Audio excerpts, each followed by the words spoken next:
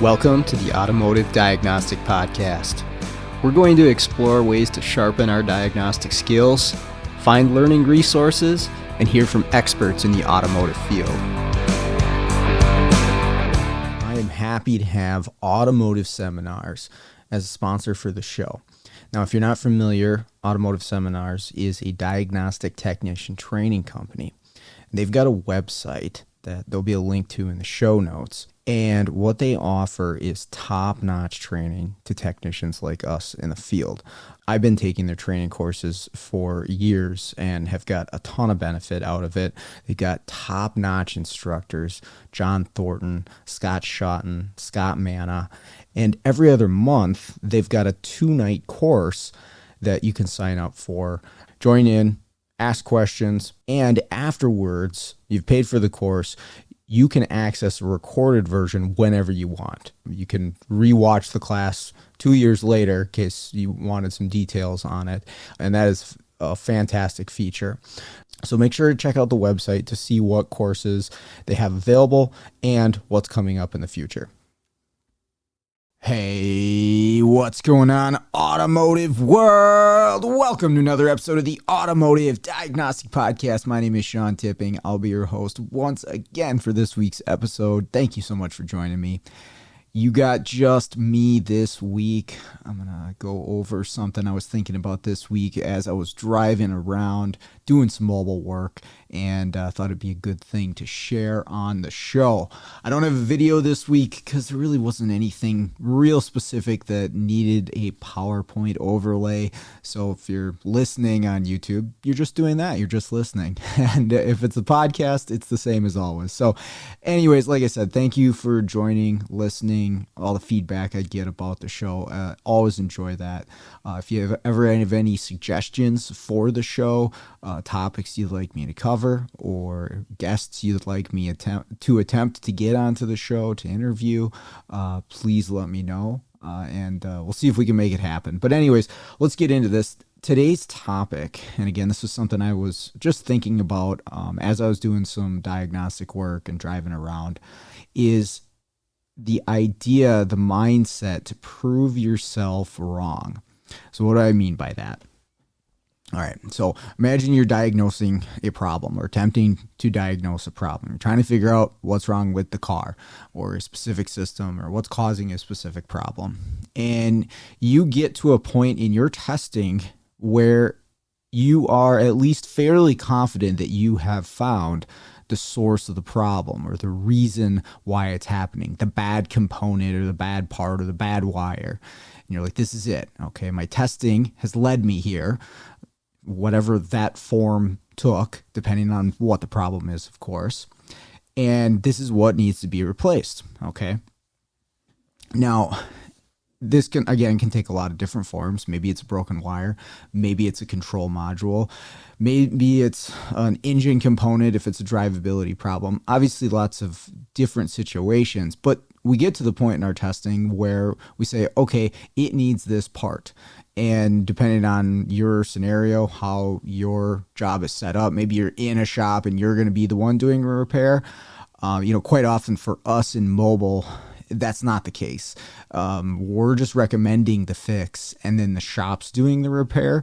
And so this becomes really critical for us at this point to be correct, right? And this is kind of why I was thinking about it, because whatever I tell that shop to do or to replace, I've got to be accurate as often as possible.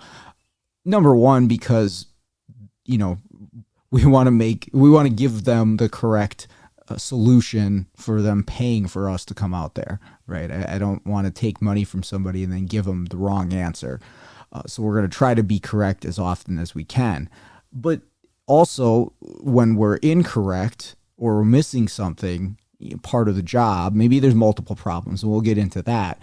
But it's time that one of their technicians is taking to replace whatever we've told them to replace. And of course, money if they're buying a component like a control module, right? So it's pretty obvious. I don't have to explain to anyone why we want to be right as often as possible, but it's really important doing mobile diagnostics that we go to, some pretty decent lengths to assure the thing that we're telling the shop is what actually needs to be replaced, and not just getting to a point saying, yep, I think it's a fuel pump, let's put a fuel pump in it. And I mean, quite honestly, that's how a lot of shops operate, in that system, right? They'll do a couple checks. Okay, this looks like it's the bad part. It's pretty common on this one. Maybe it's a top hit Identifix. I've seen this before, whatever, there's lots of different scenarios, and they'll throw a part at it. And to be, again, quite honest, in a shop, sometimes that's not the end of the world if you're working on a production pay scale. You're getting paid on flat rate, and it benefits you just to keep the train moving throughout the day and not spend that extra half hour, 40 minutes to do those extra few tests to make sure that you're right. Again, depends on the scenario and maybe the cost and the effort that's required to replace a specific component, right? Maybe the module's really expensive.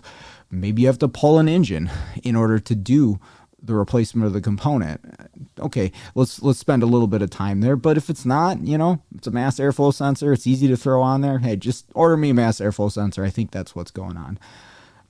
Again, in the mobile side of things, when we're not actually doing the repair and we're telling the shop to pay for whatever part of it, they're putting on, and then we're charging them our fee, we got to be right. So anyways, when you get to that point in your testing and you want to be right for whatever reason, maybe you're just in a shop, maybe you're doing mobile, maybe it's your own car, you want to be correct. One of the things that I've tried to think about for myself when I get to the point in the testing where I'm like, yeah, this is the bad part, this is what needs to be replaced, this is what's going to fix X problem for X vehicle. Put yourself in the mindset of, okay, I think it's this. How can I prove myself wrong? What could I do as far as testing goes, or looking at this component or system differently to prove what I think is wrong is not actually the problem? And it's been very helpful for me to go into this mindset to think about some different testing or testing methods that ultimately gets me either to maybe I find a different solution. Maybe I find, okay, I was not correct. Or I could be in a situation where, hey, everything is pointing that this component is failed. I can't prove myself wrong. Turns out I'm right. It needs this part. But there's another thing too. You might find that there are multiple problems. And we run into that quite often, and we'll talk about that. But the reason that I like to think about it as proving myself wrong, because you might say, well, how about think about why don't you prove yourself right? Okay, so yeah, I think it's the engine control module that's failed.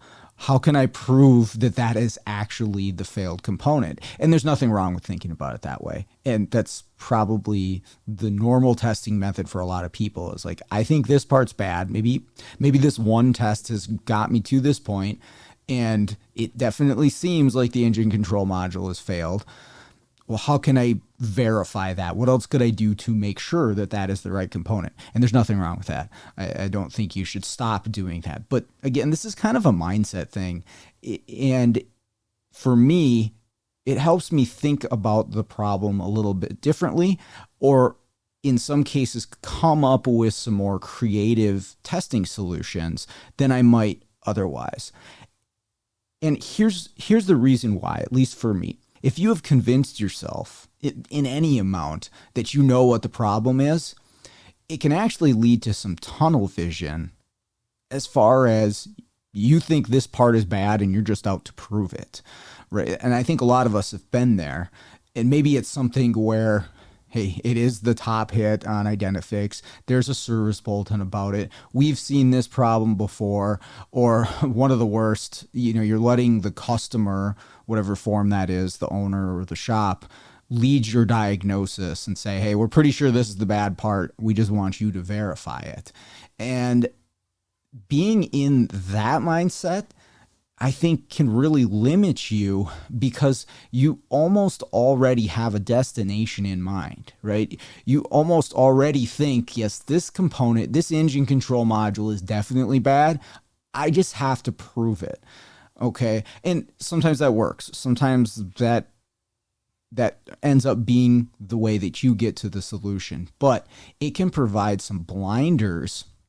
And one of the ways I want to explain what I mean by that is if you've ever replaced a component that you were pretty convinced was the problem, whatever testing methods that you used, you decided, yep, that engine control module has definitely failed. And then you put the component in and it didn't fix the problem. Okay, all of us have been in that situation. If you haven't been, you either haven't been doing this long enough or you're lying. But you put that part in that you were pretty damn sure was the cause, and then the problem is the same.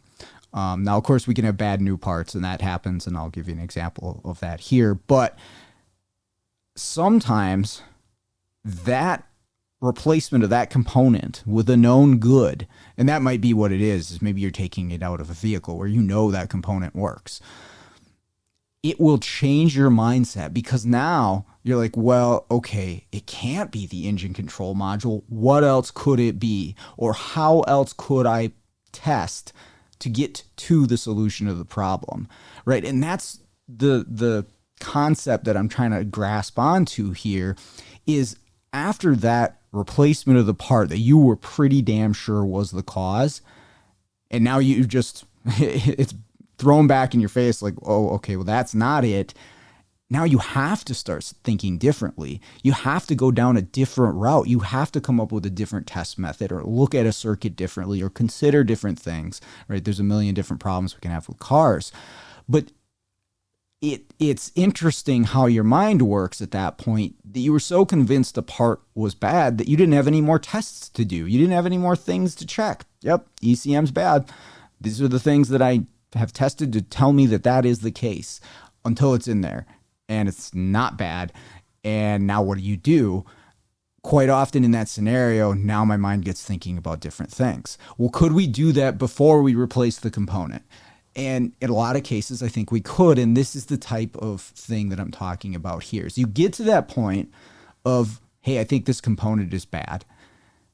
And sometimes this isn't necessary, right? Sometimes, hey, it's just an open wire, but I think it's still important there, and I'll get to why. But you get to that point of, hey, I think this component is failed. How can I prove myself wrong, right? Think of it like you're the second opinion for a vehicle, right? A customer has brought it to shop A. They told them it was this. For whatever reason, the customer doesn't believe what they're saying about it. They bring it to you. They're saying, hey, they told me it was this part that was bad. I don't believe them for X reason. You're shop B. I want a second opinion. And you either confirm or deny that that is the failed part and hopefully find what is the correct failed part, whether it be the thing they said it was or something else. That's kind of the mindset that you're going to get into. You didn't make the initial diagnosis, so you don't want that to lead you. You maybe have it in mind that, yes, it could be this ECM that's bad, but we're going to be very careful about this because we're the second opinion and we want to make sure that we're accurate here. Now, again, you might say sometimes, well, this isn't really necessary. If I find a broken wire, that's a problem. I'll fix the broken wire. Sure. Right. And, quite often this takes the form of like substitution. So you'd overlay the wire and verify the problem's gone. But here's the thing where this also helps is by proving myself wrong through these testing methods, by saying, okay, well, if it's this, I should be able to do this and the problem will be gone, right? If it's a broken wire, I should be able to overlay this wire and my problem will be gone. But what if it's not? And that's where this method of thinking has helped me to identify either A, if I'm just on the wrong track, like maybe I found a broken wire, but it has nothing to do with the system or doesn't have the effect on the system that I thought it did. Or, and here's the big one, there are multiple problems with the system. And just finding the first thing that was wrong I mean, it was wrong. It was broken. I'm going to give you an example of this in a moment here, but there are other things wrong with the system. You can identify those the first time you go over the vehicle so that you can give the customer an accurate assessment and estimate, if that's what you're doing, of, hey, there's this open wire, but there's also this that we found. We found 2 different problems within the system. And it's not every day. Most of the time we find one thing wrong. But boy, I'll tell you what, more and more often I run into things where problems have been left to go for quite a long period of time before they're addressed. Air conditioning systems are a big one like that around here in Minnesota. This episode is brought to you by L1 Automotive Training and Keith Perkins. If you're looking for education on module programming, J2534, EEPROM work, key and immobilizer, electrical diagnostics, or drivability diagnostics, Keith has a website, l1training.com, that's got over 60 hours of training videos on all those subjects and more. When I first started out doing mobile, I utilized Keith's videos on module programming in J2534 in order to get my head wrapped around what I would need for the tooling, the computers, the software setups, what kind of obstacles I would be up against when I'm out there programming modules on cars. And it was a huge benefit to me. And I continue to use the training videos that he has on his website. So I strongly recommend checking out l1training.com. The link is in the show notes. People don't use the AC in their cars for 6 to 8 months of the year, and then they go to use it. Well, the odds of multiple things failing within the 8 months over the wintertime is pretty likely, right? So you see an electrical problem and you see a leak in the system, right? And so we would try to catch everything up front as much as we could. I realized at some point, okay, we've got to do this before we can proceed. But a lot of the time, especially with electrical, we can make a full assessment if we're thinking along the lines of, hey, I've gotten to a problem. I'm not just going to stop here. Let me prove that this is actually the problem or that it's not. Again, the mindset of thinking that this is not the problem and there's something else going on will help you to come up with, okay, if I do this, then, I'll still have my problem. If I overlay this wire, my problem will still be there and you can try it and see what happens. But let me give you a real life example here. That this was the one that actually really got me thinking about this topic. Was a vehicle with multiple problems, but they were related. But had I only told the shop about the first thing that I found without actually looking into it a little deeper, it would have been looked at as a misdiagnosis. I mean, that's how the shop would have seen this, because in all reality, it wasn't. I would have been right with my first thing that I told them, but I went a step further and I found another issue that had been caused by the first. So what this was a 2006 Toyota 4Runner. It was brought in as a no crank, and they didn't really do a whole lot else with it. They just wanted me to take a look at it and see what was going on. So I found that there was no communication with the engine control module via the scan tool. Now, there was a check engine light on, and one of the things on Toyota PCMs of that era, if they don't communicate, if the PCM's dead or doesn't have power, you won't see a check engine light come on when you turn the key on. This one did, but I couldn't talk to it. And I did my network checks. Okay, those seem to be good. This is actually a CAN vehicle as far as how the scan tool talks to the ECM. It's over the CAN bus 6 and 14, and that looked pretty good. I went to my module, which is behind the glove box, and just started doing my power and ground checks. And Toyota modules are interesting because they have the PCM power relay, like a lot of ECMs and PCMs do, where this relay is controlled by the ECM, but it also powers up the ECM, right? So it's like a chicken and the egg thing. And in a lot of cases, like a General Motors that has one of these, that you could take that relay out and you could still talk to the module. It would still be active. On a Toyota, that's not the case. If you pull this, I think it's the EFI relay, I believe is the one, but you pull that, you won't be able to talk to the ECM. Even though the ECM controls it, it has to have power in that circuit in order for it to interact with the scan tool. But anyways, I'm checking for that, and that one didn't have power. And it gets a little tricky on those vehicles because, again, it's the chicken and the egg thing. Is that relay not being activated, and that was what the case was, is this EFI relay was not being turned on. Is the relay not being turned on because the PCM has another fault, or because there's a problem with the circuitry to the relay? Because, well, let's look at it this way. If I understand the system, which I do from history of these vehicles, a dead PCM, or ECM, sorry, I'm bouncing between the two terms. This is engine control module.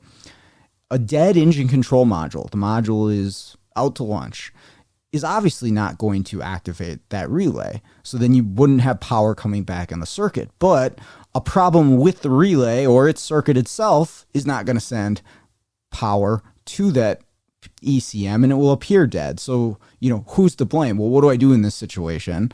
Okay, I'm going to actually ground that relay myself at the ECM, because I found the ECM was not sending the ground to the relay. I grounded it. I got power to the two black wires that I expected it on, but my communication status with the engine control module didn't change.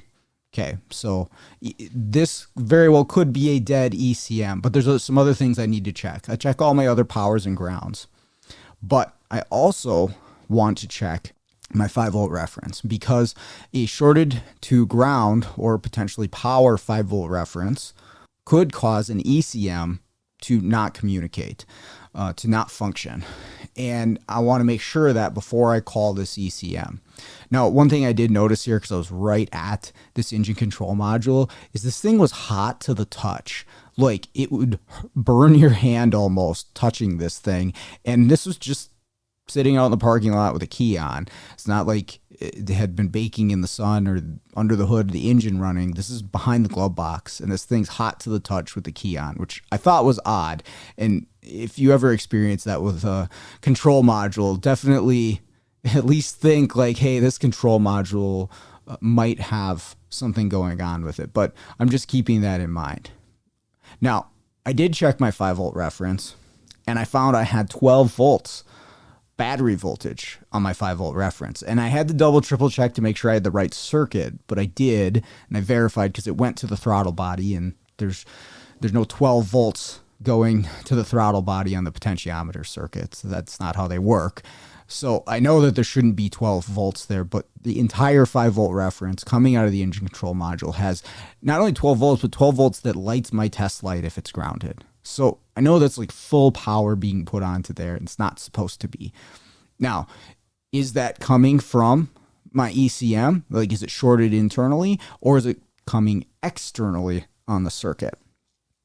Well, what I ended up doing was I unplugged not only that connector, which is the top connector on the ECM, I unplugged everything on the ECM, and there was still 12 volts on there. So I can say pretty confidently at that point, the short to 12 volts on that 5-volt reference was not coming internally from the ECM. It's external, and I need to go find that, right?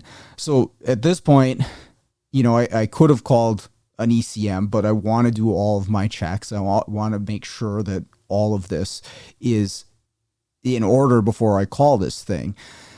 So I'm going to track this down and see if I can figure this out. And it took me a little bit of time, but I've actually run into this before on some of these Toyotas. The SUV 4Runner setup is in the driver's front left kick panel. There is a white connector that is IE1. It's a big round connector, and it's at the bottom of all of the connectors in this kick panel, and it tends to accumulate some corrosion over time. And inside of this connector, there was corrosion, and it was actually shorting 12 volts from one pin to another, and it just was a circuit that is supposed to have 12 volts. And then there is a 5-volt reference wire that goes back to the evap canister right next to it, and it was getting 12 volts from that connector. And what's kind of interesting is the corrosion is like inside of the connector on the male side, where, because I was thinking, oh, I'll just, clean this corrosion off and verify that that short is gone. Well, I couldn't get into the connector, not easily anyways, out in the parking lot. And not to say that it couldn't be done, but it wasn't an easy thing to get it apart. And so here's where I'm thinking at this point, like, okay, I need to verify that this is actually going to solve my problem. I've definitely found an issue. I'm very confident that there should not be 12 volts shorted across to a 5 volt reference that's used by the ECM. That is a problem. But is it the reason the ECM's not communicating? Okay. Well, if I think about this, well, what can I do to prove this or prove that it's something else? Well, first things first, I'm going to disconnect this connector. And what that allows me to do is the male side of the connector is where the short was, and the female side of the connector goes back to the ECM. So I disconnect this connector, and interestingly enough, my check engine light goes off, and I still do not have communication with my ECM. And I checked on the 5 volt reference coming from the ECM. I did not have 5 volts. I no longer had 12, but I had nothing. So do I have another problem here? Or here's the other thing I was thinking. This is like real life, my thoughts in the moment. I just disconnected a really big connector. There's probably 40 plus pins on this connector. What are the chances one of these wires is a power or ground supply to the ECM? I don't know. It could be. I could look at the pin out and maybe figure that out. But here's the other thing that I could do. I could clip the 5 volt reference wire going into that connector with enough space to repair it. And then I could plug in the rest of the connector and see where we're at. And so I decided to do that. And I don't like cutting wires, because obviously I have to repair them if I do that. But in this case, I really wanted to verify that there's nothing else on that connector that the ECM needs. I was thinking, well, is there a short on another circuit? I don't know. Maybe I'll get to that point. But let's see where this leads me. So I clip the 5 volt reference wire going into it. I plug in the rest of the connector. I still don't have my check engine light on. Now I verified I connected back up that 5 volt reference to the wire that was shorted to 12, and my light comes back on the dash. And I thought that was very strange. But with it disconnected, I got nothing on there coming from the ECM, and I have no comm. So what's going on here? What's happened? Well, that short to 12 volts was obviously a problem. It should not be there. But I believe the short to 12 volts onto the 5 volt reference through that connector not only caused a problem, but it caused the ECM to fail internally. Something also shorted together inside of that ECM, and I think that's why it was hot to the touch myself. But what does this truck need? This truck needs either the wire bypassed on that connector, the connector replaced, the connector cleaned, however the shop wants to handle that. And it needs an ECM. So in this situation, when I got to the short itself, and I knew that was a problem, and I knew it needed to be fixed, I have the option at that point to tell the shop, hey, this is your problem, figure out this connector. Fix it however you want to fix it, bypass it, clean it, replace it, I don't care. But that's what needs to be fixed, that's an issue. When I got to that point, it's really as simple as saying to myself, well, what else do I need to do to prove that this really is my problem? Like, when you say prove yourself wrong, yeah, I definitely found an issue, 100%. I have no doubt about that. There's not supposed to be 12 volts that lights test light on a 5 volt reference, definitely. But this is where it's important to kind of step back and say, okay, well, let's just make sure that I'm right there. Let's see if I'm wrong. And in order to do that, I removed the short, made sure everything else was connected the way it was supposed to. And the ECM is still in a no comm situation. Right, so that short internal caused some issue with the ECM, but it needs the ECM and it needs the connector fixed. I was able to give them the whole picture right away. This is what it's going to take to fix this truck. And now I don't have to go back there. Maybe I'll go back for the programming, but not to do more diagnosis. And they don't have to call their customer twice and sell two different fixes because, at that point, it definitely looks like it was a misdiagnosis. And just going that extra step, and even when you find a problem, just proving that, okay, well, is this fixing this problem going to fix everything? And I do realize that you can't always do this, especially when it comes to control modules a lot of the time. Substituting, overlaying, bypassing doesn't always work. Now, you can get pretty creative, and that's where this type of mindset will help, is to really think, well, how could I prove out exactly what's going on? What other test methods could I do? Can I be the sensor? Can I be that square wave? Can I create that somehow within my tooling? And maybe if you can't, well, what type of tooling would I need, or what would I have to acquire in order to substitute this signal or this module or whatever it might be? Even like a control module that doesn't communicate. You cannot talk to this control module, and you really are convinced it's the module. You check the powers, the grounds, the comm lines. Okay, well, what else could I do? I could take the module out away from the car, and I could try to communicate with it on the bench, right? Now, this is tedious. It takes time, but in a situation where you need to be right, that's something that you could do. You could try to communicate with a module on a bench. There's caveats to that too. Some modules won't talk without a wake-up signal that's on a bus that you can't recreate on a bench. But a lot of the times you can communicate with them on the bench, and then you could eliminate the whole car in that point. So you can go to some lengths in order to do this. If you have multiple parts on a car, don't forget about that. So anything that's left, right, or just multiple components like fuel injectors, coils, or you have multiple of the same on the same vehicle, utilize that to your favor. You got a built-in known good that you can do some testing with. Wheel speed sensors, tail light assemblies. Actually, the Cadillac that I had a case study on a few weeks ago about the parasitic draw, where maybe I won't give it away, but the part that I found was the cause of the parasitic draw. Well, this was a left-right, right? There's one on the right side, there's one on the left side of the vehicle, and the one on the right side was the one causing the parasitic draw. Well, they ordered one, and then they called me back and said, hey, this thing is still drawing. It's still draining the battery. And I had to go back and go over my steps again. And at this point, I'm in that exact situation like we talked about before.